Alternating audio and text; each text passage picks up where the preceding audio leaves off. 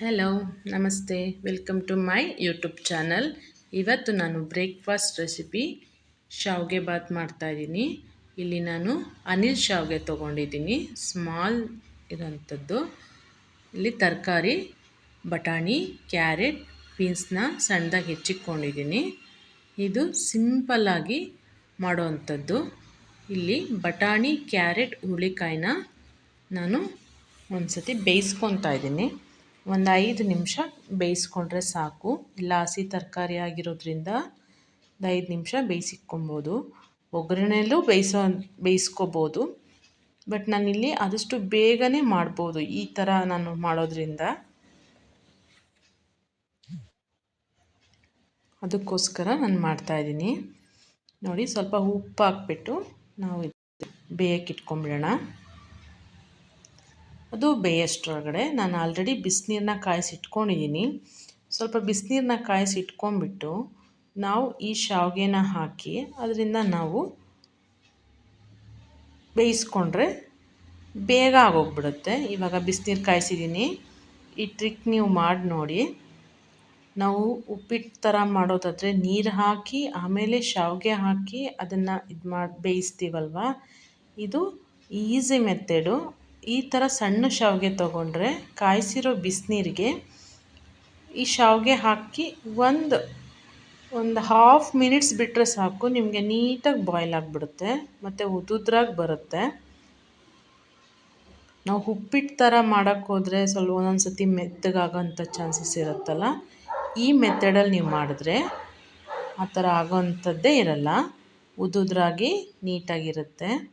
ನೋಡಿ, ಈಗ ಕಾದಿರೋ ಬಿಸಿನೀರಿಗೆ ನಾವು ಇದನ್ನು ಹಾಕಿಬಿಟ್ಟು ಒಂದು 30 ಸೆಕೆಂಡ್ಸು ಸುಮ್ಮನೆ ಹಾಗೆ ಬಿಟ್ಬಿಟ್ರೆ ಸಾಕು.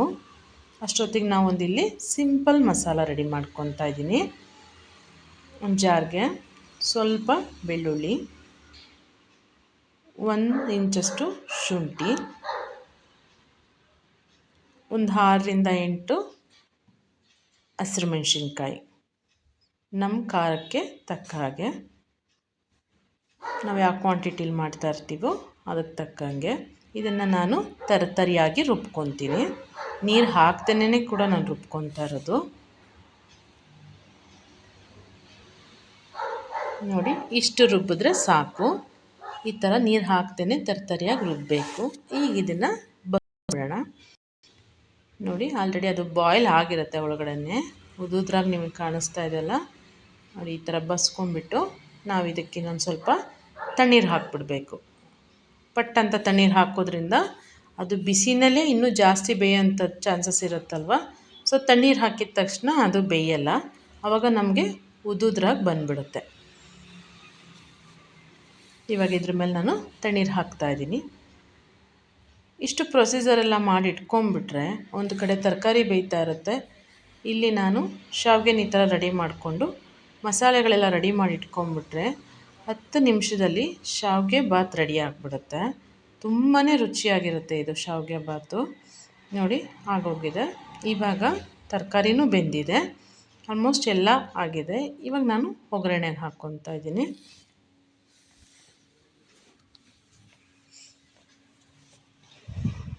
ಒಗ್ಗರಣೆಗೆ ಕರಿಬೇವು, ಕೊತ್ತಂಬರಿ, ಕೊಕೊನಟ್, ಹಸಿ ಕಾಯಿ ತುರಿ ಮತ್ತು ನಾನೇನು ರುಬ್ಕೊಂಡಿದ್ದೀನಿ ಆ ಸಿಂಪಲ್ ಮಸಾಲ ಅಷ್ಟೇ. ಇಲ್ಲಿ ನಾನು ಯಾವುದೇ ಎಕ್ಸ್ಟ್ರಾ ಮಸಾಲ ಯೂಸ್ ಮಾಡ್ತಾಯಿಲ್ಲ. ಚಕ್ಕೆ, ಲವಂಗ, ಪಲಾವ್ ಎಲೆ, ಗರಂ ಮಸಾಲ ಆ ಥರ ಬೇಕಂದ್ರೆ ನೀವು ಆ್ಯಡ್ ಮಾಡ್ಕೋಬೋದು.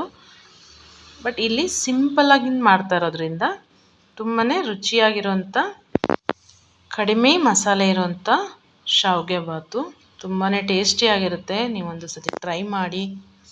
ಇವಾಗ ಎಣ್ಣೆಗೆ ಸಾಸಿವೆ, ಕಡಲೆಬೇಳೆ, ಉದ್ದಿನಬೇಳೆ ಜೊತೆಗೆ ಕರಿಬೇವು ಹಾಕಿ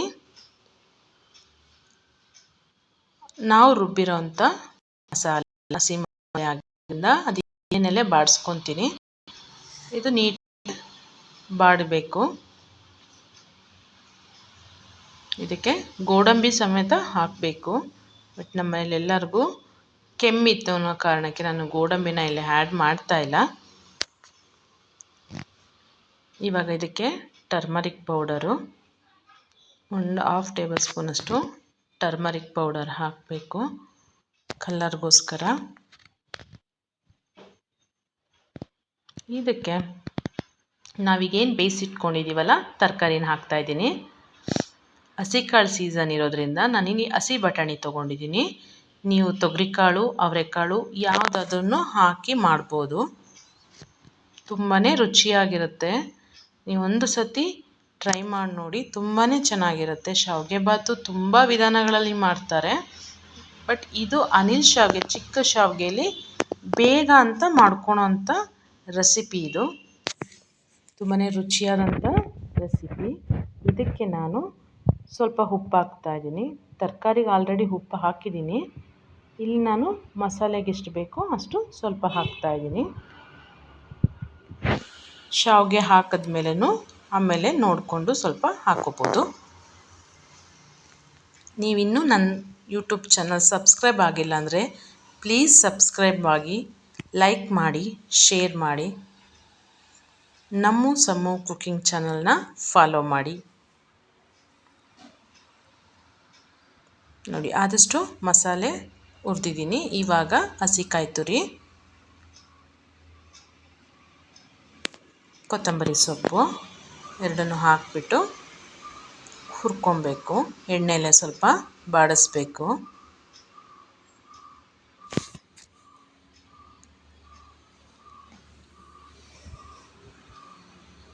ಇದು ಎಣ್ಣೆಲೆ ಸ್ವಲ್ಪ ಬಾಡಿಸಿದ ಮೇಲೆ ಇವಾಗ ನಾನು ಶಾವಿಗೆ ಏನು ರೆಡಿ ಮಾಡಿ ಇಟ್ಕೊಂಡಿದ್ದೀನಲ್ಲ, ಆ ಶಾವಿಗೆನ ನಾನು ಇದಕ್ಕೆ ಹಾಕ್ತೀನಿ.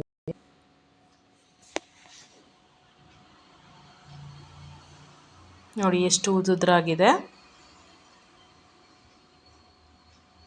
ನಾವು ತಟ್ಟಂತ ನಾವು ತಣ್ಣೀರು ಹಾಕಿದ ತಕ್ಷಣ ನಮಗೆ ಇನ್ನೂ ಉದುದ್ರಾಗಿ ನೀಟಾಗಿ ಬಂದುಬಿಡುತ್ತೆ. ಅದಕ್ಕೆ ಬೇಗ ತಣ್ಣೀರು ಹಾಕಿ ಇಟ್ಕೊಂಡ್ಬಿಡ್ಬೇಕು. ಇವಾಗ ಇದನ್ನು ತುಂಬಾ ಮಿಕ್ಸ್ ಮಾಡೋಕ್ಕೆ ಹೋಗಬಾರ್ದು, ಮೆತ್ತಗಾಗೋಂಥ ಚಾನ್ಸಸ್ ಇರುತ್ತೆ. ಸೊ ಆದಷ್ಟು ನೋಡಿ ನೀಟಾಗಿ ಖಾರ ಎಲ್ಲ ಹೊಂದ್ಕೊಳೋ ಥರ ಮಿಕ್ಸ್ ಮಾಡಬೇಕು. ನೀವು ನೋಡ್ತಾ ಇದ್ದೀರಲ್ಲ ಎಷ್ಟು ಉಡುಡಿಯಾಗಿ ಕಾಣಿಸ್ತಾ ಇದೆ ಅಂತ. ಇಲ್ಲಿ ಸ್ವಲ್ಪನೂ ಮೆತ್ತಗಾಗಲ್ಲ. ಈ ಥರ ಟ್ರಿಕ್ ನೀವು ಯೂಸ್ ಮಾಡಿದ್ರೆ ನೀವು ಶಾವಿಗೆ ಭಾತನ್ನ ತುಂಬ ಇಷ್ಟಪಟ್ಟು ಮಾಡ್ತೀರಾ, ಹಾಗೆ ತಿಂತೀರಾ ಕೂಡ. ಯಾಕೆ ಅಂದರೆ ಶಾವಿಗೆ ಭಾತು ಕೆಲವೊಬ್ಬರಿಗೆ ಇಷ್ಟ ಆಗಲ್ಲ, ಬೇಗ ಮೆತ್ತಗಾಗ್ಬಿಡುತ್ತೆ, ಅದು ಬಿಸಿನಲ್ಲೇ ಚೆಂದ ಅಂತ.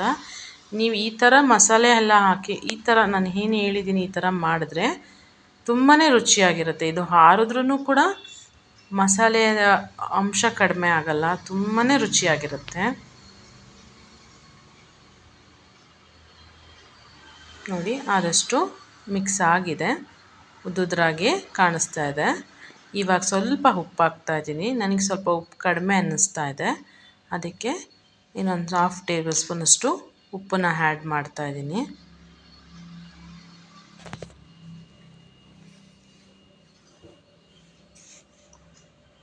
ಈಗ ಉಪ್ಪು ಹಾಕ್ಬಿಟ್ಟು ನೀಟಾಗಿ ಮಿಕ್ಸ್ ಮಾಡ್ಕೊತಾ ಇದ್ದೀನಿ.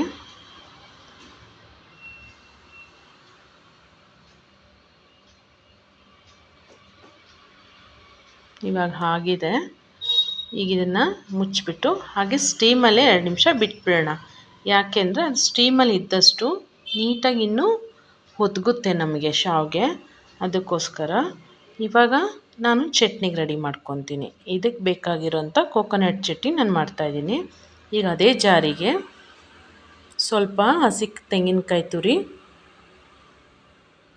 ಎಲ್ಲ ಹಾಕಿ ಮಾಡಬೇಕು. ಇವಾಗ ಒಂಚೂರು ಕೈ ಆಡಿಸ್ಬಿಟ್ಟು ಮತ್ತೆ ಮುಚ್ಚಿಟ್ಬಿಡೋಣ. ನೋಡಿ, ಅದಷ್ಟು ನಿಮ್ಗೆ ಗೊತ್ತಾಗ್ತಾ ಇದೆಯಲ್ಲ, ಅದು ಸ್ಟೀಮ್ ಮಾಡಿರೋದ್ರಿಂದ ಎಷ್ಟು ಉದುದ್ರಾಗಿ ನೀಟಾಗಿ ಆಗಿದೆ ಅಂತ. ಇಷ್ಟ ಆದರೆ ಸಾಕು. ಅದು ಹಾಗೆ ಮುಚ್ಚಿಟ್ಬಿಟ್ರೆ ನಿಮಗೆ ಹಾಗೆ ಹಳ್ಕೊಂಡ್ಬಿಡುತ್ತೆ, ಅಂದರೆ ಒದಗುತ್ತೆ, ಚೆನ್ನಾಗಾಗುತ್ತೆ. ನೋಡಿ ಎಷ್ಟು ಉದುದ್ರಾಗಿ ಬಂದಿದೆ. ಸಾಕಿಷ್ಟು. ನಾನು ಆಫ್ ಮಾಡ್ತಾಯಿದ್ದೀನಿ. ಇದನ್ನು ಮುಚ್ಚಿಟ್ಬಿಡ್ತೀನಿ. ಇವಾಗ ಕೋಕೋನಟ್ ಚಟ್ನಿ ರೆಡಿ ಮಾಡ್ಕೊಳ್ಳೋಣ. ಇವಾಗ ಜಾರ್ಗೆ ಸ್ವಲ್ಪ ಹಸಿಕಾಯಿ ತುರಿ,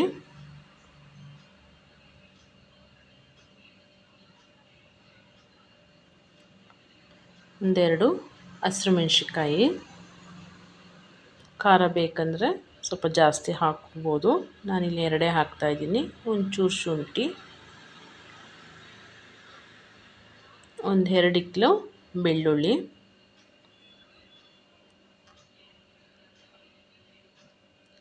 1-2 ಟೇಬಲ್ ಸ್ಪೂನಷ್ಟು ಹುರಿಗಡಲೆ ಹಾಕ್ತಾಯಿದ್ದೀನಿ ನಾನು.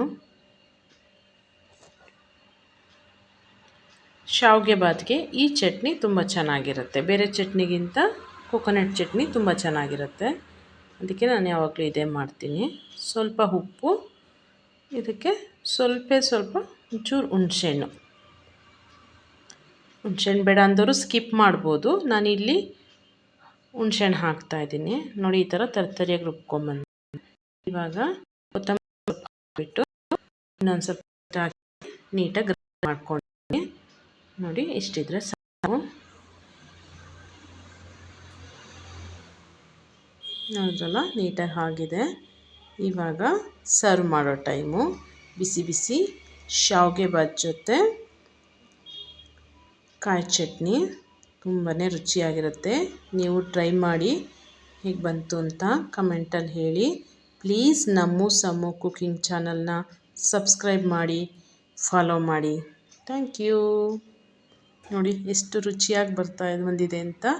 ಎಷ್ಟು ಉದುದ್ರಾಗಿದೆ, ತುಂಬಾ ರುಚಿಯಾಗಿರುತ್ತೆ.